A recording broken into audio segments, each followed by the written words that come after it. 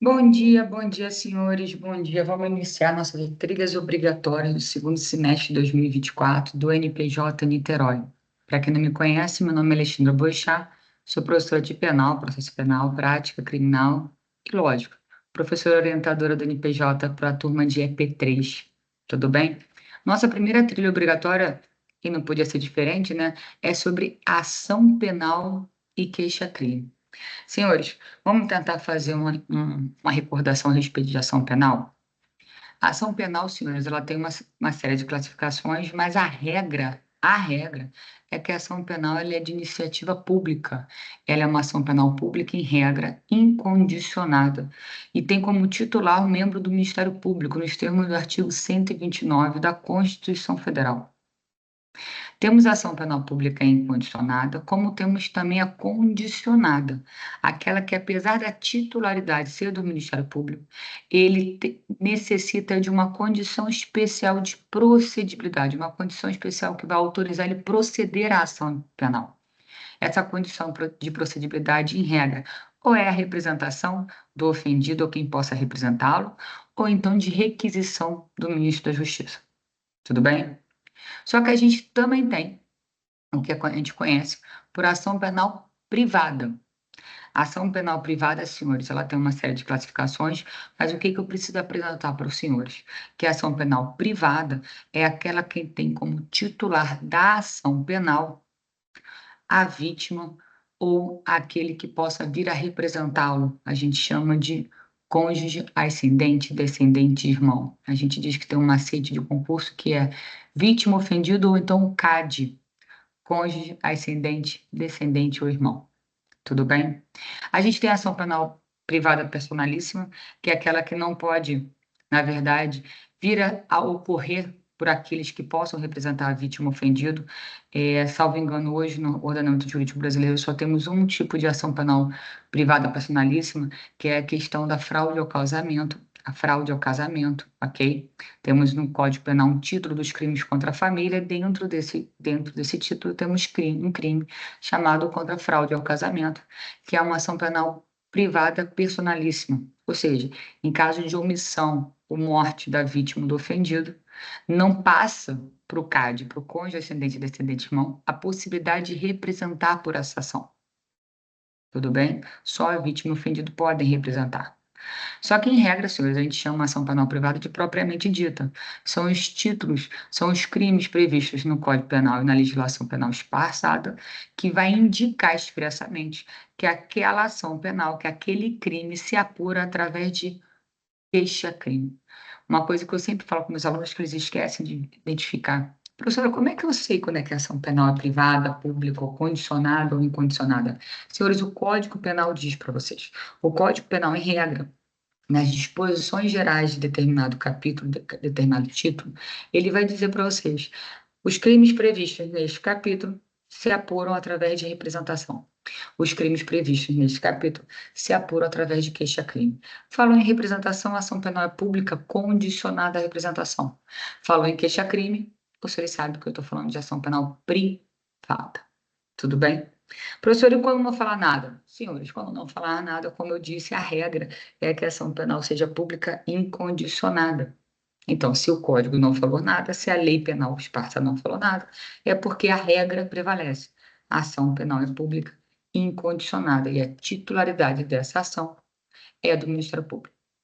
Mas hoje a gente está aqui para colocar vocês não na situação de defensores do réu, porque isso vai acontecer para futuros advogados.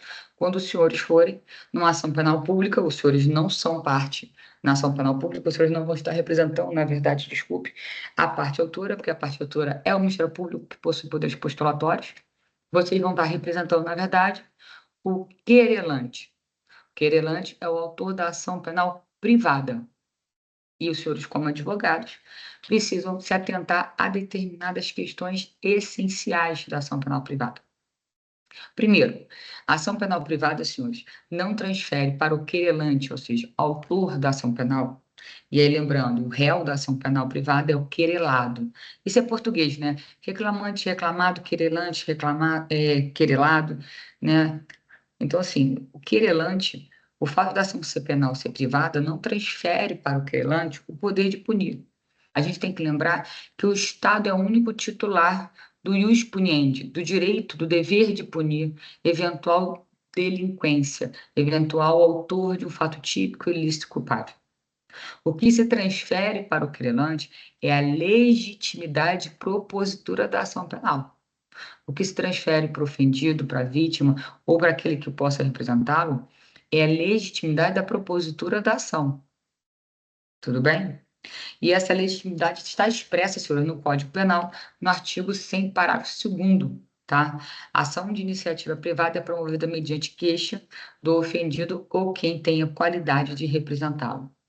E aí, senhores, lembrando, cabe representação quando o ofendido não pode manifestar vontade. Por exemplo, quando ele morreu, quando ele é menor, quando ele se torna incapaz por questão superveniente, ou então ele é incapaz, ele foi vítima de uma prática criminosa por ser incapaz.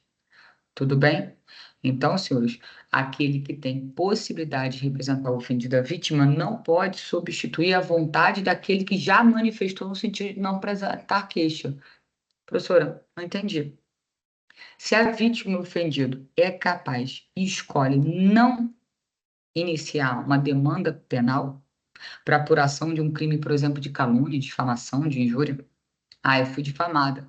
Tudo bem, eu não me importo com isso ao ponto de mover a máquina do judiciário e buscar punição penal. Isso não quer dizer que eu não possa buscar o cível. Uma coisa que eu preciso lembrar aos senhores, quando os senhores atenderem um cliente que vai buscar, né, atendimento do patrono para saber quais medidas tomar em caso de difamação, lembre-se, é lógico que os senhores têm que instruir que existe a via judicial civil e a via judicial penal.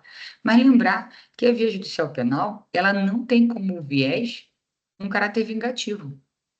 Compensar danos é no viés civil. Na esfera penal, a gente tem que lembrar as consequências, senhores, as consequências reais, só pedir desculpa aos senhores, tá? As consequências reais da propositura de uma demanda penal perante o Estado, né? Aquela pessoa, ela passa, senhores, a figurar na distribuição como réu. Então, antes de mais nada, a gente tem que verificar se essa é professora, mas difamação não é crime? É. Difamação é crime. Injúria não é crime? É, injúria é crime. E até que ponto o bem jurídico tutelado, até que ponto a sua honra efetivamente foi violada, ao ponto de você querer demandar contra aquele agente fora da esfera civil. É só isso que eu estou querendo instruir os senhores como futuros advogados. Tudo bem? Ok? E aí, lembrando, senhores, pessoa jurídica, né? Pessoa jurídica, ela tem honra? Ela tem honra objetiva. Ela não tem honra subjetiva. Você não tem como difamar, né? Você não tem como difamar, violar a honra subjetiva da pessoa jurídica. Ela não tem sentimentos. Tudo bem? Mas você tem como caluniar a honra objetiva, a fama, o que os outros acham daquela pessoa jurídica. Então, sim, senhores, a pessoa jurídica ela pode ser titular de uma ação penal privada sem problema algum. Tudo bem? Ela pode ser titular de uma ação penal privada se ela puder, então, ser vítima, ser tipificada como vítima conforme ao delito. A gente tem delito de violação de propriedade intelectual, de patrimoniais, então vocês sabem que eles podem ser vítima. Mas nesses exemplos que eu acabei de dizer para vocês, as ações penais são de ação penal pública. Ela pode representar a pessoa jurídica? Lógico que pode representar, com certeza. Mas como titular de uma ação penal privada, vocês precisam lembrar desse pequeno detalhe. E aí, como é que se inicia uma ação penal privada, senhores? A ação penal privada se inicia através de uma inicial, como qualquer demanda. Vocês aprendem em processo civil, processo de trabalho, Rodolfo. Eles apresentam em processo de trabalho, como em processo penal, que uma demanda se inicia com uma propositura. E essa propositura, em regra, senhores, se faz através de uma inicial. Qual é o nome da inicial, senhores? Qual é o nome da inicial da ação penal privada? Queixa-crime. Professora, e da ação penal pública? Na ação penal pública, a inicial se chama de denúncia. Tudo bem? E aí, o que eu preciso lembrar os senhores de mais importante? Os requisitos da queixa-crime são os mesmos da ação penal privada, da denúncia.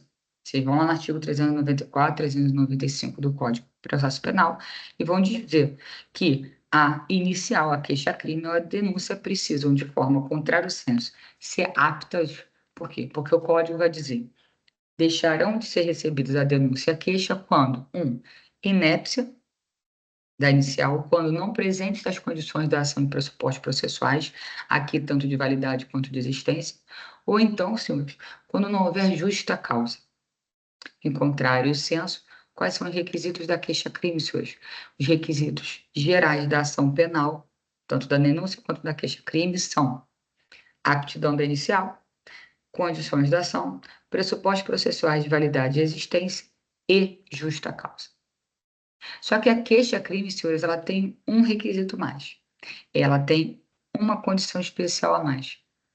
Sabe qual é, senhores? É o que a gente vai aprender agora com procuração com poderes especiais. Procuração com poderes especiais. Professora, como assim? Senhores, responsabilidade de vocês como advogados. Vocês sabiam que quando vocês propõem uma queixa-crime, vocês podem estar praticando um crime de difamação, de comunicação falsa de crime? Como assim, professor? Se o seu cliente narra para você a suposta ocorrência de um crime e você expõe isso numa peça acusatória, e isso não for verdade, como é que acontece? Denunciação caluniosa. E aí? Professora, mas quem disse que isso tudo aconteceu? Não fui eu. Eu só assinei a inicial narrando isso. Quem disse que isso tudo aconteceu foi meu cliente. Senhores, como é que você prova que aquilo que você expôs na peça acusatória, de fato, está previsto, foi exposto pelo seu cliente? Pois é, senhores.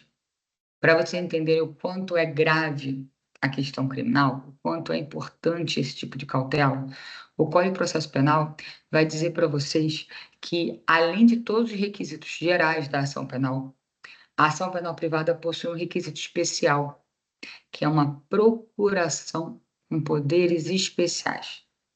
Procuração com poderes especiais. E nessa procuração tem que estar de forma sucinta, narrado os fatos e indicado o suposto autor dos fatos. Porque quando o seu cliente assinar essa procuração, ele vai estar ratificando que ele está imputando a prática criminosa àquele réu, àquele querelado. E qual prática criminosa? Daquele crime. E aí, a partir daí, senhores, os senhores, tanto como advogados junto ao Conselho de Ética da OAB, quanto penalmente, estão resguardados.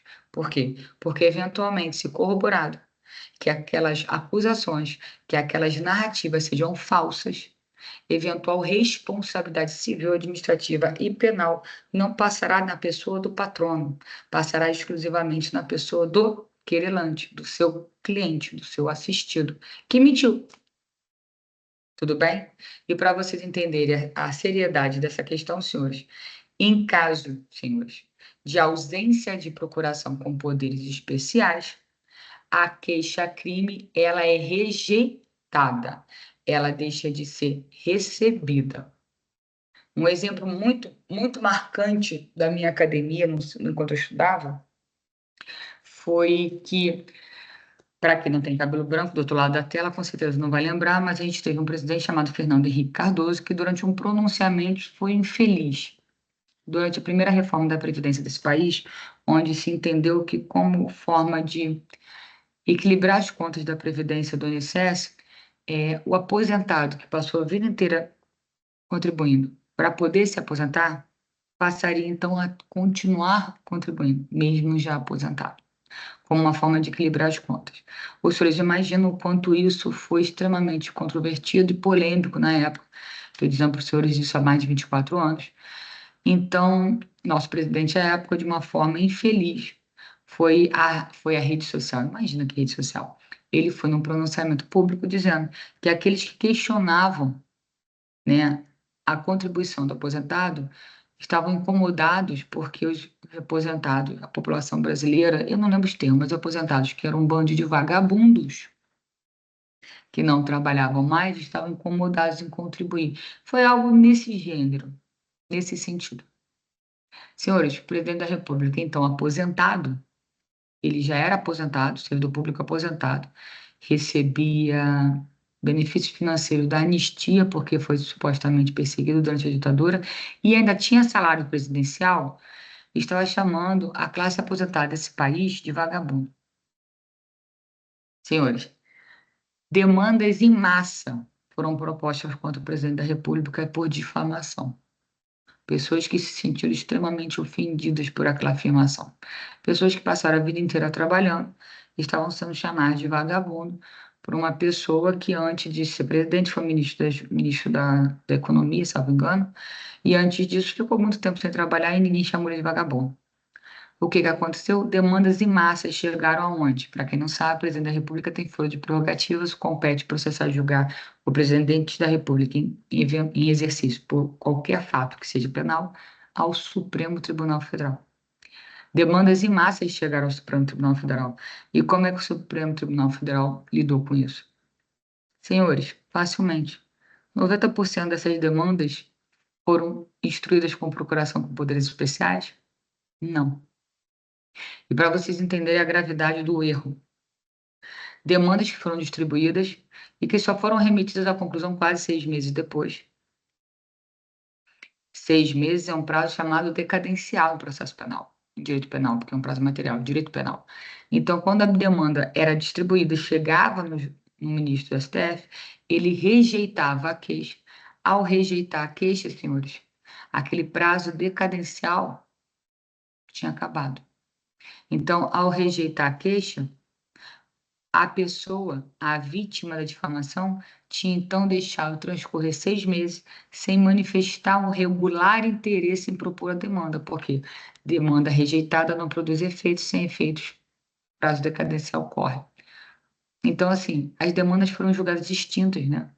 Distintas, no caso, rejeitadas as queixas-crimes e, por consequência, para as pessoas que procuraram o Supremo, não puderam ser acolhidos os pedidos de difamação posteriores porque já tinham decaído o direito de representação ou queixa.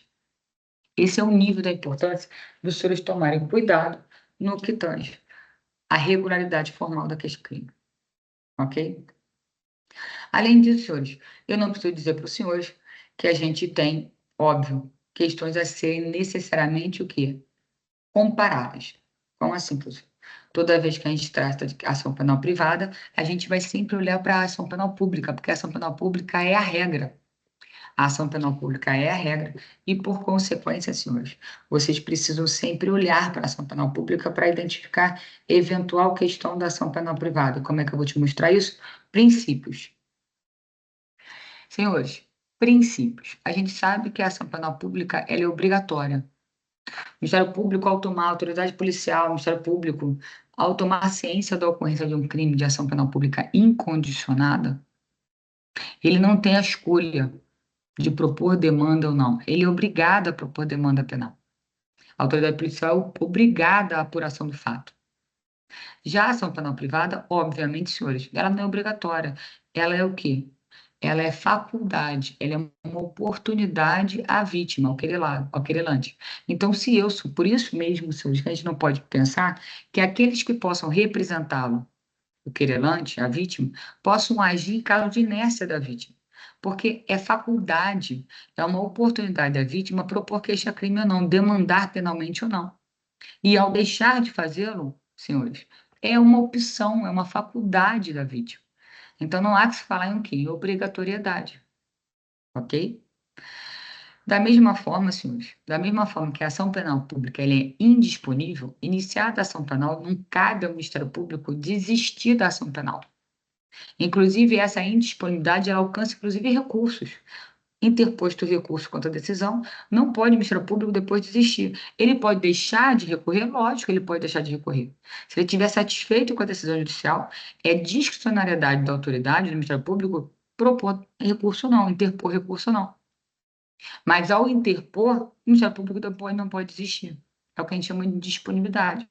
É tanto da ação quanto de qualquer correlato da ação. O recurso é uma continuidade da ação penal. Já a ação penal privada, sim, na ação penal privada a gente pode desistir. Mesmo depois de ter mandado, a gente pode desistir. Tudo bem? Ok. E por fim, senhores, a gente sabe que a gente não pode escolher contra quem se demanda. A gente não pode escolher contra quem se demanda. Professora, como assim? Senhor, se eu tenho ciência dos autores do fato, eu não posso dizer que só quero processar, que eu só quero demandar, que eu só quero intentar queixar-crime contra dois, porque os outros dois são meus amigos. Ou então, que eu não quero intentar queixa-crime contra esses dois, contra os quais já me indenizaram civilmente. E vou propor demanda penal apenas contra os outros dois, que não quiseram me indenizar civilmente. Porque, senhores, direito penal, processo penal, não é instrumento de barganha. Não é instrumento de extorsão, de chantagem. Não é instrumento de vingança. Então, senhores, o princípio que regula a ação penal privada, em regra, é o que a gente chama de indivisibilidade. Professora, mas a ação penal pública ela também é indivisível. Depende, porque o Ministério Público ele tem autorização de, por exemplo, propor demandas apartadas quando houver interesse probatórios. Tudo bem? Então, lembrando, quando a gente fala de indivisibilidade da ação, é nesse sentido. Eu não posso escolher contra o demais. Ah, professora, mas eu só sei de um dos autores do fato, eu não lembro, eu não sei o nome dos outros dois. Ok, mas você vai indicar na queixa-crime que o crime foi praticado por dois ou mais autores. Tudo bem? Da mesma forma, senhores, que a ação penal privada né, ela é disponível, ela é oportunizada, ela é uma faculdade do querelante, por consequência disso, senhores, eu posso renunciar a essa ação. Eu posso renunciar, na verdade, ao direito de propor a queixa-crime. E essa renúncia ela pode ser expressa, ou pode ser tácita, ou ela pode ser unilateral, e ao ser unilateral, senhores, ela vai ser irretratável. Tudo bem? Professora, como é que eu renuncio o direito de queixa-crime de forma tácita? A pessoa que te difamou, 4 dias depois você chama para ser padrinho de batismo do seu filho. Você é ciente do barraco familiar, da pessoa ter te difamado, te injuriado. E aí, 4 semanas, 4 dias é difícil, né? 4 semanas depois, você, já deixando aquilo por passado, chama aquela pessoa para ser padrinho do seu filho de batismo. Padrinho de batismo do seu filho. Isso é uma renúncia tácita. É uma manifestação venire contra facto próprio. É uma manifestação contrária ao direito de querer processar essa pessoa penalmente. A gente tem um termo no processo que diz venire contra facto próprio. Você não pode agir de forma contraditória no processo. E, por consequência, na vida. Você não pode agir de forma contraditória ao ponto de achar que aquela pessoa é essencial na sua vida, ao ponto de você chamá-la para batizar um filho seu e, paralelamente, promover uma ação penal privada, querendo a punição do agente em virtude de uma ação penal privada. Ok? E a renúncia, senhores, lógico, ela é unilateral e ela é irretratável, deixar bem claro, depois de renunciar, ela não tem como voltar atrás, e ela é uma causa de extinção de punidade de quem? Do Estado. Extingue o direito de punir do Estado em face daquele agente. A decadência é uma causa de extinção de punibilidade do Estado. Ou seja, deixamos transcorrer o tempo que eu tinha para propor a queixa-crime e, por consequência disso, o Estado perde o direito de punir. Renunciou expressamente o direito de proposta queixa-crime, a renúncia é retratável, automaticamente temos uma extinção de punibilidade. Outra questão que cabe em ação penal privada é o que a gente chama de perdão. E lembrando, a gente não está falando de perdão judicial. A gente não está falando do artigo 121, parágrafo 5º do Código Penal, que vai dizer que quando você pratica um delito culposo de homicídio, as consequências do delito, caso sejam extremamente graves para você, o Estado pode escolher não aplicar pena. É aquele caso clássico do acidente de carro em que você tem culpa no acidente e vem a falecer seu filho. Você dirigindo causa um acidente e do acidente morre seu filho. O Estado entende que aquela punição, a perda do seu filho é tão grave que incidir pena privativa de liberdade ou restrito direito em você, ela perde o objeto, porque você já foi punido pela ocorrência do fato. Tudo bem? O perdão que eu estou falando aqui da queixa-crime, perdão da ação penal privada, é aquela literalmente que a gente chama de perdão bilateral. Qual seja, a pessoa, a parte, perdoa o querelado, o réu, aquele que violou o fato típico ilícito culpável, aquele que cometeu a infração penal. e você, vítima, o perdoa. Tudo bem? O perdão, ele tem que ser proposto e tem que ser aceito. Ok? Mais uma causa extintiva de punibilidade, onde o Estado, então, perde o direito de punir o agente. E, por fim, senhores, temos uma outra questão. Tanto decadência quanto perempção são institutos próprios da ação penal privada, não cabem em ação penal pública. Decadência é a perda do direito de representação ou de queixa-crime. É a questão de condição especial de possibilidade. Se você não fizer no prazo de 6 meses, o Ministério Público não tem mais como propor ação penal. Decadência. Se você não propor a queixa-crime no prazo de 6 meses, você perde o direito de buscar a punição daquele agente. E perempção, professor. Perempção, senhores, artigo 60 do Código de Processo Penal vai dizer para vocês, do Código Penal, desculpa, vai dizer para vocês, nos casos em que somente se procede mediante queixa, ou seja, o próprio Código explica para vocês que perempção só cabe em ação penal privada, porque ele acaba de dizer, nos casos em que procede-se mediante queixa. Considera-se perempta, ou seja, você decorre perempção, quando iniciada a ação penal, ela resta abandonada por mais de 30 dias, a parte não dá o devido andamento em 30 dias. Quando falece o querelante, ou seja, o autor da ação penal, ou sobrevindo eventual incapacidade, não vier ao juízo quem possa, então, representá-lo. Tudo bem? Quando o querelante deixa de comparecer sem motivo, sem justo motivo, a qualquer ato do processo, presume-se abandono, presume-se desistência, literalmente nesse sentido. Ou quando sendo querelante autor da queixa-crime pessoa jurídica, essa restar extinta sem se deixar um sucessor, uma substituição. Ou seja, torna, havendo uma irregularidade de representação do querelante, caso não suprida, perempta etasta, perempta julga-se extinta. E julga-se extinta a possibilidade, então, do Estado propor demanda contra aquele agente. O Estado propor demanda, não, o querelante propor demanda. O Estado não propõe demanda na ação penal privada. O que ele faz é punir o agente, caso seja procedente uma ação penal privada. Lembrando, a titularidade do ius-puniente continua sendo do Estado. O que se transfere aqui, senhores, na queixa-crime, nada mais, nada menos que a legitimidade de demandar penalmente, buscando o reconhecimento do ius-puniente no caso concreto. Tudo bem? Então, senhores, essa foi a nossa primeira trilha do EP3 NPJ Niterói 2024, segundo semestre. Lembre-se, senhores, as trilhas são obrigatórias, estão disponíveis tanto no Teams de vocês como no canal YouTube da NPJ de Niterói. E, ao final do semestre, cada trilha precisa ser apresentada como relatório daquilo que foi ensinado em sala de aula junto à trilha, para que vocês possam, então, compor a carga horária obrigatória de aprovação, tá bom?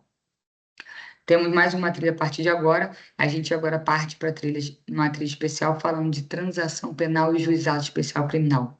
Até a próxima.